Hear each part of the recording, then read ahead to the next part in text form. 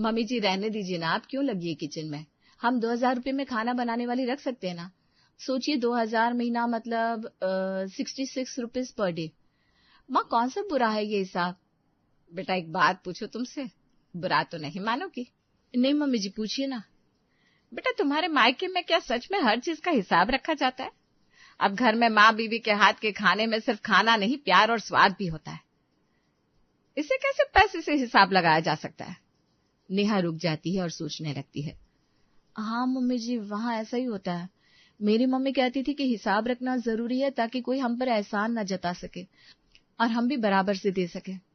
अच्छा, तो मम्मी ने बेटा ये भी तो बताया होगा ना कि किससे हिसाब रखना है किससे नहीं। जैसे अब तुम सबको तुम्हारी माँ ने पाल पोस कर बड़ा किया, तो कितना तक हिसाब लग सकता है? अब एग्जैक्टली तो नहीं पता, लेकिन हाँ, शादी से पहले मैंने 3 साल काम किया है और सारी सैलरी माँ को ही देती थी। पापा का आंख का जो ऑपरेशन था वो मेरे ही पैसों से हुआ था, तो हो सकता है हिसाब बराबर हो चुका हो। सास हैरान हो जाती है कि क्या कैलकुलेशन है माँ के प्यार की। फिर एक रोज, एक दिन नेहा अपने कमरे में बैठी थी कि अचानक रसोई से कांच के टूटने की आवाज आती है। वो भागकर रसोई में पहुंचती है। ये क्या हुआ कमला, ये क्या किया तुमने? भाई साहब माफ करना, हाथ से फिसल गया गिलास। बुढ़ापे में ना हाथ कांपने लगे हैं, साफ कर देती अभी। साफ करने से ग्लास वापस आ जाएगा क्या? ये वो सेट का ग्लास था जो मेरे दहेज में आया था। 6000 के सेट में 12 ग्लास थे, मतलब एक ग्लास के 500 रुपए। सास रसोई में आती है। अरे नेहा जाने दो ना बेटा, कमला पिछले 20 साल से इस घर में काम करती है, बुढ़िया है, गलती हो गई होगी। मम्मी जी अब फिर शुरू हो गई। अब ग्लास तो टूटा है ना, हिसाब तो होगा ही। सुनो कमला, 500 रुपए कटेंगे तुम्हारी तनख्वाह से। पर भाई साहब मेरी तो सिर्फ 3000 तनख्वाह है। तो क्या हुआ, ठीक है, रोज 2 घंटे एक्स्ट्रा काम करो, 1 महीने में पैसा काट लूंगी। और वैसे भी अभी तो ये महीने की शुरुआत में हुआ है, तो ज्यादा टाइम मिल जाएगा तुम्हें। ये क्या बात हुई नेहा?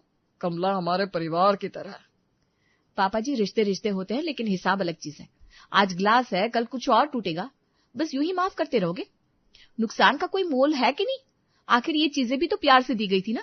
अब प्यार बचाना है तो चीजों का ख्याल रखना ही पड़ेगा। बेसिकली हिसाब क्लियर रखने से ही रिश्ते अच्छे रहते हैं। सास ससुर एक दूसरे को देखते हैं। प्रिया भी वहीं खड़ी है हैरान। कमला आंखें पोंछती हुई चुपचाप सफाई में लग जाती है। नेहा के ससुर और पति अर्जुन बाहर बरामदे में बैठे होते हैं कि बेटा अर्जुन, मैं बहुत परेशान हूँ।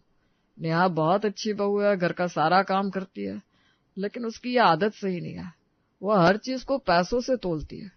आज मेहमानों के सामने ऐसी बात करना प्रिया को कितना बुरा लगा होगा। पापा मैं समझ सकता हूँ, लेकिन नेहा का मायका ऐसा ही है, वहाँ हर चीज का हिसाब रखा जाता है। उसने बचपन से यही देखा है। और बुरा भी क्या है पापा, पैसे की पक्की है वो, गलत क्या है? बेटा लेकिन अब वो इस घर की बहू है। यहाँ प्यार की कीमत नहीं होती। यहाँ रिश्तों में पैसा रुपया देखेंगे तो कैसे चलेगा? तुम्हें उससे प्यार से समझाना होगा कि रिश्ता पैसों से नहीं भावनाओं से बनता है, वरना एक दिन ये घर भी वैसा ही हो जाएगा जैसा उसका मायका है। अर्जुन को नेहा की सोच बिल्कुल गलत नहीं लगती। वो उल्टा पापा को ही 4 बात सुनाकर वहां से चला जाता है। फिर अगले रोज शाम को अर्जुन ऑफिस से खाली हाथ लौटता है। नेहा दरवाजे पर खड़ी होकर पूछती है, टिफिन कहाँ है? अरे सॉरी नेहा, ऑफिस में ही भूल गया। मीटिंग में इतना बिजी था कि ध्यान ही नहीं रहा। अर्जुन वो स्टील का प्रीमियम टिफिन था, मैंने खरीदा था अपनी मुंह दिखाई के पैसों से। 3000 का था। और अंदर का खाना, सब्जी दाल रोटी, वो क्या फ्री में बनी थी? पैसे के साथ कितनी मेहनत लगती है, मेहनत का पैसा भी कितना कम नहीं होता। यार गलती हो गई ना, कल ले आऊंगा। वैसे कल क्या दे रही हो खाने में? खाना नहीं अर्जुन, बेसिकली ये लापरवाही है।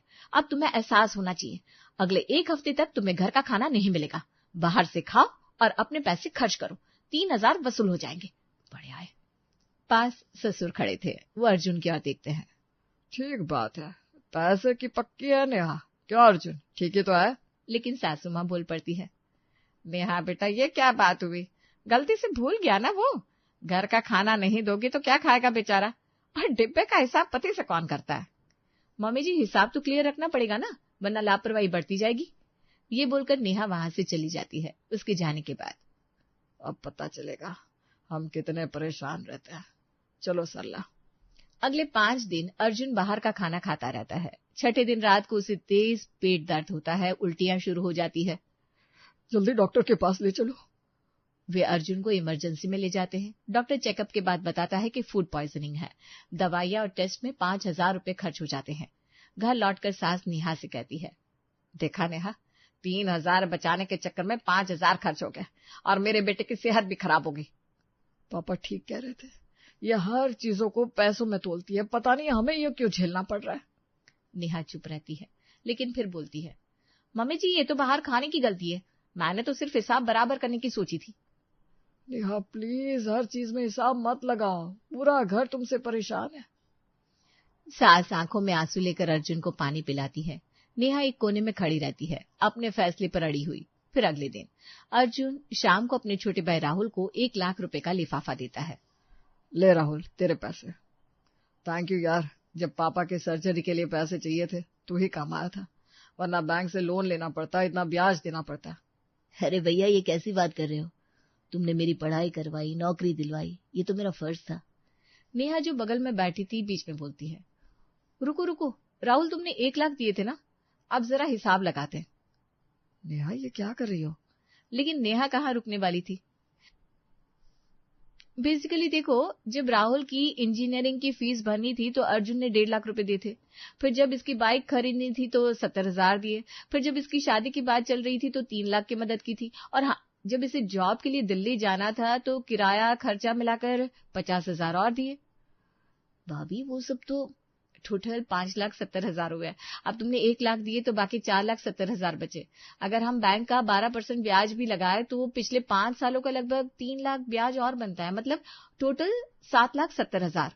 नेहा ये मेरा भाई है, कोई कस्टमर नहीं है। अरे अर्जुन, तुम इतने इमोशनल क्यों हो रहे हो? हिसाब होता है ना। राहुल खुद कह रहा है कि ब्याज बच गया, तो फिर भाई भाई में भी हिसाब क्लियर होना चाहिए ना। वैसे भी तुमने इतना किया इसके लिए, तो वो भी तो ब्याज ही समझो। राहुल चुपचाप लिफाफा रखकर उठ जाता है। भैया मैं चलता हूँ। सास और ससुर ये सब सुन रहे थे। ससुर सिर पकड़कर बैठ जाते हैं। अर्जुन नेहा को घूरता है लेकिन कुछ बोलता नहीं। अब तो नेहा का हिसाब किताब दिन पर दिन बढ़ता ही जाता है। एक रोज हद ही हो जाती है जब नेहा प्रेगनेंसी टेस्ट की रिपोर्ट लेकर कमरे में आती है। अर्जुन लैपटॉप पर काम कर रहा था। नेहा की आहट सुनकर वो मुड़ता है। क्या हुआ नेहा, डॉक्टर के पास गई थी ना? नेहा रिपोर्ट उसके सामने रखती है। अर्जुन रिपोर्ट देखते ही खुशी से उछल पड़ता है। ओह माय गॉड नेहा, ये सच है, हम पेरेंट्स बनने वाले हैं। हाँ, मैं प्रेग्नेंट हूँ। अर्जुन उसकी बेरुखी देखकर पूछता है, अरे तुम खुश नहीं हो? ये तो इतनी बड़ी खुशखबरी है। नेहा सोफे पर बैठती है और गंभीर चेहरे से कहती है, हाँ खुश तो हूँ, लेकिन अर्जुन मुझे डर लग रहा है। अर्जुन उसके पास बैठता है। डर? किस बात का डर? सब ठीक तो है ना? बेसिकली अगर लड़की हुई तो, मतलब सोचो ना अर्जुन, लड़की को पालना पोसना कितना एक्सपेंसिव होता है। अर्जुन की मुस्कान थोड़ी फीकी पड़ जाती है। नेहा तुम फिर से? अरे सुनो तो, लड़की की पढ़ाई लिखाई, अच्छे कपड़े, फिर कॉलेज की फीस, और सबसे बड़ी बात शादी। शादी में दहेज, गहने, फर्नीचर, सब कुछ कम से कम 20-25 लाख तो लगी जाएंगे। और इतना सब करने के बाद भी वो दूसरे घर चली जाएगी, अपने घर की तो रहेगी नहीं। बोलो ये कौन सी डील हुई? डील? नेहा बच्चे की बात हो रही है, किसी बिजनेस की नहीं। अर्जुन मैं बस प्रैक्टिकल सोच रही हूँ। देखो ना, लड़का हुआ तो वो हमारी प्रॉपर्टी संभालेगा, बुढ़ापे में हमारा सहारा बनेगा। हमने जो इन्वेस्ट किया उसका रिटर्न तो मिलेगा ना। लेकिन लड़की के केस में 0 रिटर्न। अर्जुन गुस्से से उठ खड़ा होता है। नेहा ये क्या बकवास कर रही हो तुम? बच्चा कोई शेयर मार्केट का इन्वेस्टमेंट नहीं है, ये तुम्हारी संतान है, तुम्हारा खून, तुम्हारा हिस्सा है। नेहा भी उठ खड़ी होती है। तो क्या हुआ, हिसाब तो लगाना ही पड़ेगा ना। मैं सिर्फ फाइनेंशियल प्लानिंग कर रही हूँ। अरे बंद करो ये कैलकुलेशन, बंद करो। क्या तुम्हें जरा भी एहसास नहीं है कि माँ बनना किसी औरत के लिए कितनी बड़ी बात है, कितना बड़ा वरदान है, कितनों को ये भी नसीब नहीं होता। अरे पर मैं तो बस। तुम्हारी माँ ने भी तुम्हें जन्म देते वक्त यही सोचा था क्या कि बेटी घाटे का सौदा है? उन्होंने भी तुम्हें पैसों में तोला था। मैं भगवान से सिर्फ यही प्रार्थना करूंगा कि चाहे लड़का हो या लड़की, वो बच्चा तुम जैसा ना हो, उसपे दिल हो, जज्बात हो, इंसानियत हो। बाहर से सास और ससुर ये सब सुन रहे थे। सास का हाथ अपने मुंह पर है और आंखों में आंसू। ये कैसे बहू आई हमारे घर में? अर्जुन कमरे से बाहर निकलता है आंसू पोंछते हुए। वो सीधे अपने पापा के पास जाता है और रोने लगता है। पापा मैं क्या करूं, वो हर चीज को पैसों में तोलती है, अपने होने वाले बच्चे को भी। सास अंदर जाती है। नेहा खिड़की के पास खड़ी है। नेहा एक बात बताओ, तुम्हारी माँ ने तुम्हें जन्म दिया, पाला पोसा, क्या उन्होंने कभी ये सोचा कि तुम लड़की हो इसलिए तुम पर खर्च करना बेकार है? नेहा चुप रहती है। काश तुम समझ पाती बेटा कि औलाद की कीमत रुपयों में नहीं प्यार में आंकी जाती है। माँ बनना दुनिया का सबसे बड़ा सौभाग्य है और तुम यहाँ बैठकर उसका भी हिसाब लगा रही हो। नेहा को तो मानो फर्क ही नहीं पड़ता, वो तो अपनी ही धुन में वहां से चली जाती है। अगले हफ्ते अर्जुन और उसकी माँ नेहा के मायके पहुंचते हैं। नेहा की माँ दरवाजे पर खड़ी थी। अरे आइए आइए, नेहा नहीं आई? नहीं बहन जी, वो घर पर है। हम दोनों आपसे कुछ जरूरी बात करने आए हैं। नेहा की माँ उन्हें बिठाती है, चाय लाती है। बोली, क्या बात है? सब ठीक तो है ना? आंटी, दरअसल नेहा के बारे में कुछ बात करनी थी। क्या हुआ, उसने कुछ गलत किया क्या? बहन जी, नेहा बहुत अच्छी लड़की है, लेकिन उसकी एक आदत, वो हर चीज को पैसों से तौलती है। घर में नौकरानी से एक ग्लास टूटा तो उससे 1 महीने तक एक्स्ट्रा काम करवाया। अर्जुन टिफिन ऑफिस में भूल गया तो 1 हफ्ते तक खाना नहीं दिया। और आंटी, सबसे बड़ी बात, नेहा प्रेग्नेंट है। अरे वाह, बधाई हो। लेकिन आंटी, वो कह रही है कि अगर लड़की हुई तो घाटे का सौदा है। लड़की पालना बेकार है क्योंकि वो दूसरे घर चली जाएगी। उसे लड़का चाहिए क्योंकि उसमें रिटर्न ऑन इन्वेस्टमेंट है। बहन जी, आप ही समझाइए अपनी बेटी को। ये कोई सोच है? रिश्तों को पैसों में तौलना, अपने बच्चे को भी इन्वेस्टमेंट समझना। नेहा की माँ चाय का घूंट लेती है, फिर शांति से बोलती है। तो गलत क्या कहा उसने? अर्जुन और सास दोनों हैरान होकर एक दूसरे को देखते हैं। क्या मतलब? देखिए, मैंने नेहा को यही सिखाया है, हर चीज का हिसाब रखो। नौकरानी ने गलती की तो पैसे कटने चाहिए ना। अर्जुन ने लापरवाही की तो उसे सबक मिलना चाहिए। और रही बात लड़की की, तो आजकल लड़की पालना सच में महंगा है। शादी में दहेज, गहने सब देना पड़ता है और फिर वो दूसरे घर चली जाती है। आंटी, आप भी यही सोचती हैं? तो फिर आपने नेहा को क्यों पाला? वो भी तो लड़की है। इसीलिए तो उससे 3 साल सैलरी लेकर हिसाब बराबर कर लिया। उसके पापा की आंख की सर्जरी में भी उसी के पैसे लगे। अब हिसाब क्लियर है। बहन जी, लेकिन माँ बाप और बच्चों में कोई हिसाब होता है क्या? आपने उसे 9 महीने पेट में रखा, दर्द सहा, पाला पोसा, क्या उसकी कोई कीमत है? बिल्कुल है, और जितनी कीमत थी उतना वो चुका चुकी है। बाकी बच्चे तो अपने माता पिता पर बोझ बनकर रह जाते हैं। कम से कम मेरी बेटी ने अपनी जिम्मेदारी तो निभाई। तो आप क्या चाहती हैं, कि नेहा को लड़की ना हो? मैं तो यही कहूंगी, अपनी समझदारी से फैसला ले। प्रैक्टिकल बनना जरूरी है इस दुनिया में। इमोशनल होकर कहीं नहीं पहुंचते। ये कैसी माँ है आप? आपके दिल में कोई ममता नहीं है क्या? ममता है, लेकिन अकल भी है। और मैंने अपनी बेटी को भी अकल से चलना सिखाया है, दिल से नहीं। अर्जुन उठ खड़ा होता है। चलिए मम्मी, यहाँ कोई फायदा नहीं। जिस घर में प्यार की जगह हिसाब किताब हो, वहाँ बात करना ही बेकार है। सास और अर्जुन बिना चाय पिए वहां से निकल जाते हैं। नेहा की माँ दरवाजे पर खड़ी उन्हें जाती हुई देखती है। चेहरे पर कोई भाव नहीं होते, उल्टा उनके जाने के बाद, बड़े आए थे नेहा की बुराई करने। इतने ही अच्छे लोग होते तो फ्री की नौकरानी ना लेने आते मेरे दरवाजे। अब सारा काम तो नेहा ही करती होगी ना। फिर एक रोज नेहा की ननद प्रिया घर आती है।